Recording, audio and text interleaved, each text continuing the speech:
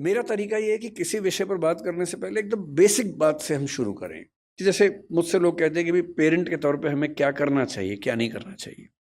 तो मैं सबसे पहले बोलता हूँ कि मैं कोई खास पेरेंट नहीं हूँ, तो आप मुझे कोई तीसरा खाना समझें। मैं बहुत सामान्य किस्म का पेरेंट हूँ, तो उतना ही बताऊंगा जो मैंने अनुभव से सीखा है, फेलियर से सीखा है। जिस मामले में मैं अपने बच्चे को नहीं समझा पाया, अब समझ में आया कि हाँ ऐसे होता तो और अच्छा होता, तो मैं उस अनुभव की बात कर सकता हूँ।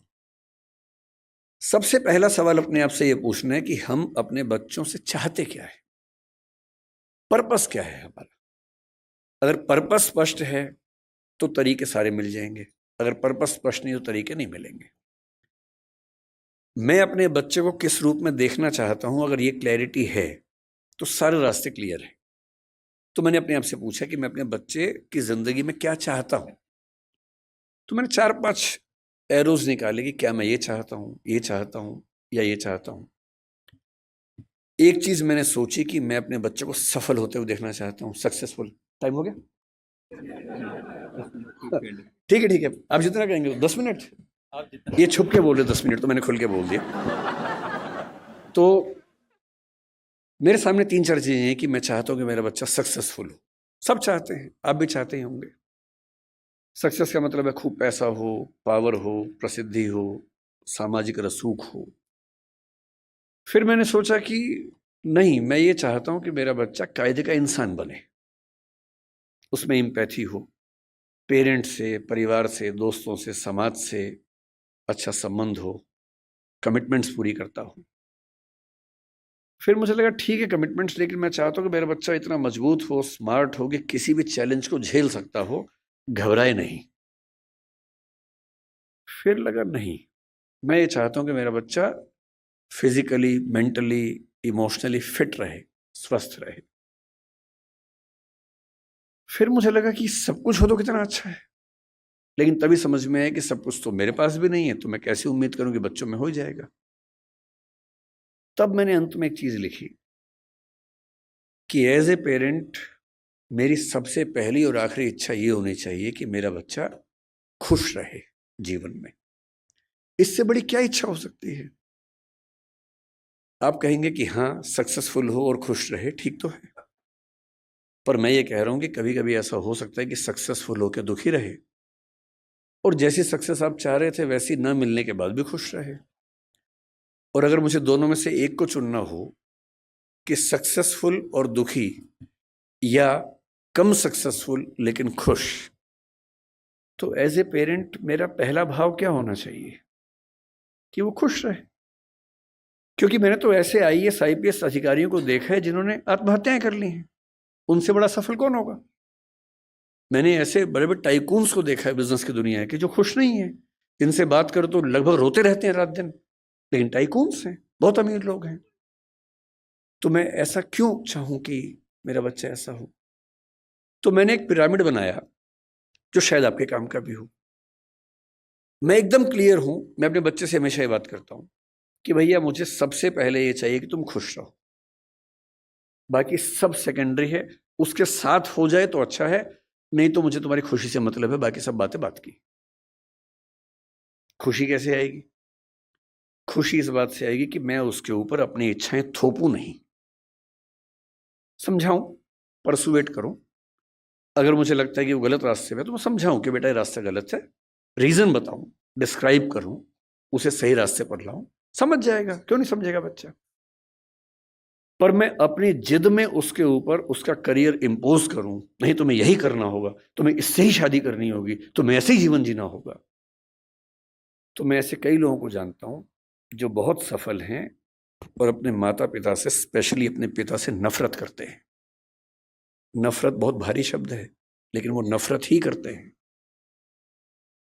वो कहते हैं कि मेरे पिता ने मुझे जबरदस्ती ये विषय दिलवाया, इंजीनियरिंग करवा दी, मेरी इच्छा नहीं थी।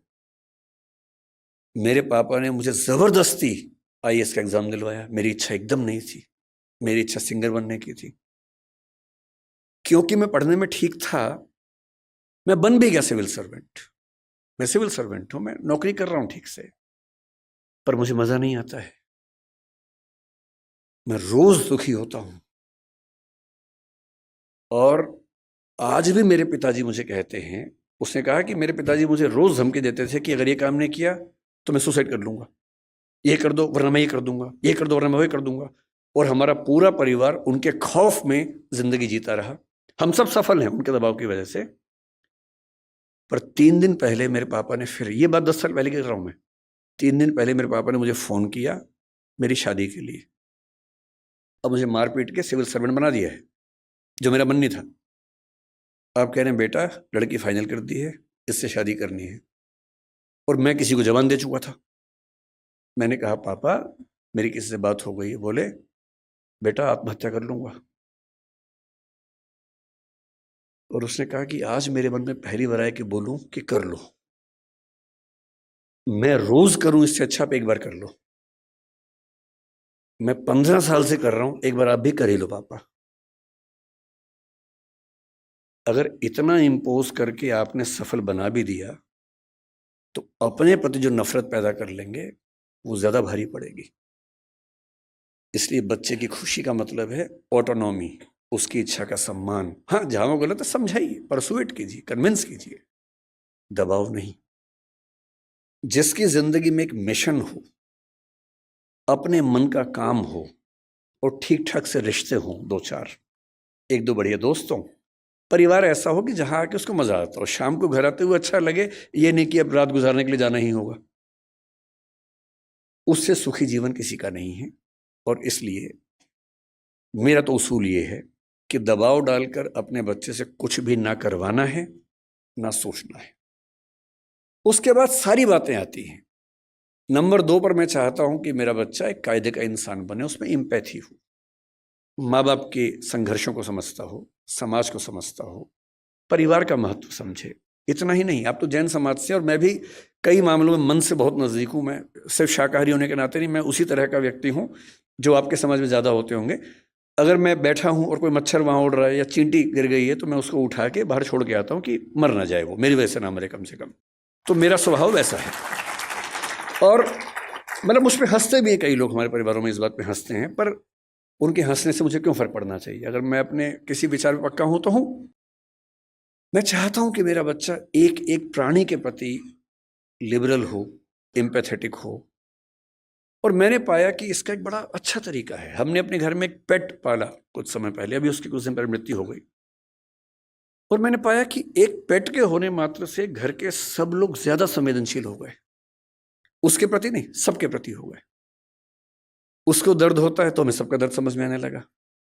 इतना फर्क पड़ता है सिर्फ इस बात से कि आपने उसकी एम्पैथी के लिए ऐसी सिचुएशंस क्रिएट की या नहीं की।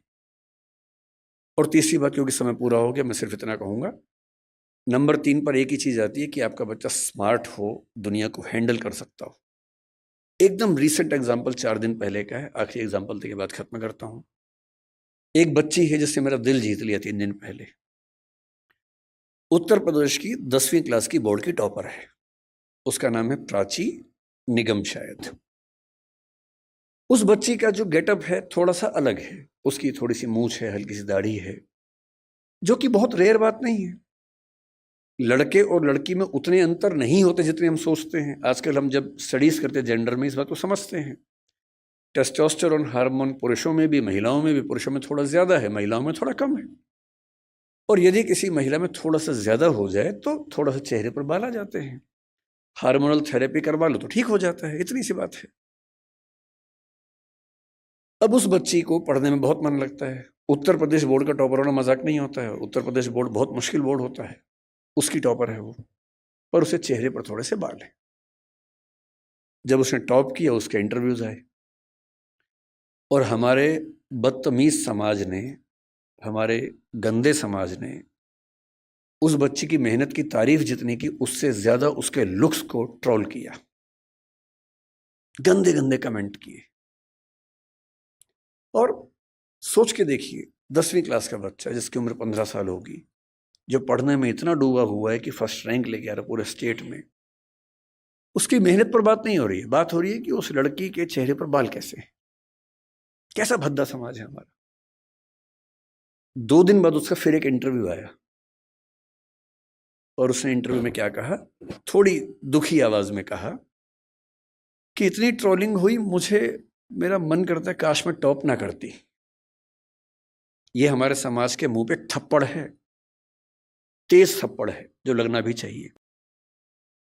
लेकिन जो मैं आखिरी बात आपसे कह रहा हूं वो इसके बाद की है। उसके 2 दिन बाद फिर उसका एक इंटरव्यू आया, जो मैंने कल देखा, और उसने कहा कि ट्रोलिंग हुई बहुत, लेकिन मुझे खास फर्क नहीं पड़ रहा, मैं ठीक हूं, इसी बहाने फेमस भी हो गई। और रही बात इसकी, तो ये तो जब चाहूंगी ठीक कर लूंगी, इसमें ऐसी कौन सी बात है। सोशल मीडिया की एंजाइटी हमारे दौर के सबसे बड़े खतरों में से एक है। बच्चे फोटो डालते हैं, लाइक कम आते हैं, एंजाइटी हो जाती है। और ऐसे में किसी बच्चे को लाखों लोग ट्रोल करें और वो कहे कि खास दिक्कत नहीं हुई, तो समझ लीजिए उसके पेरेंट्स ने बहुत कमाल किया होगा कि उनका बच्चा इतना साहसी है, इतने बड़े पैमाने की ट्रोलिंग झेल सकता है। अपने बच्चों को ऐसा बनाने की ज़रूरत है, और ये हम सबके साथ होना है। कल कोई ना कोई हमारी फ़ोटो आएगी बाहर, मैं तो झेल चुका हूँ कई बार, मैं तो अक्सर झेलता हूँ चीज़ों को, सबको झेलनी है।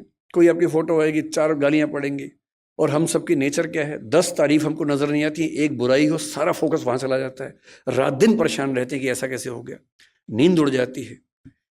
और ऐसे में राष्ट्रीय स्तर की ट्रोलिंग को 10वीं का बच्चा झेल ले, तो मान लीजिए कि ये पेरेंटिंग है जो उनके पेरेंट्स ने की है। तो इतने कम समय में ज़्यादा बोल नहीं पाता हूँ, लेकिन अब क्योंकि है ही नहीं समय तो क्या करें। तो इस बात को मैं यहीं विराम दूंगा। मैं आपके बिजनेस से बात नहीं कर पाया क्योंकि मुझे समय का होश नहीं रहता है। बहुत बहुत धन्यवाद, आप लोगों ने मुझे आमंत्रित किया, बहुत बहुत शुक्रिया।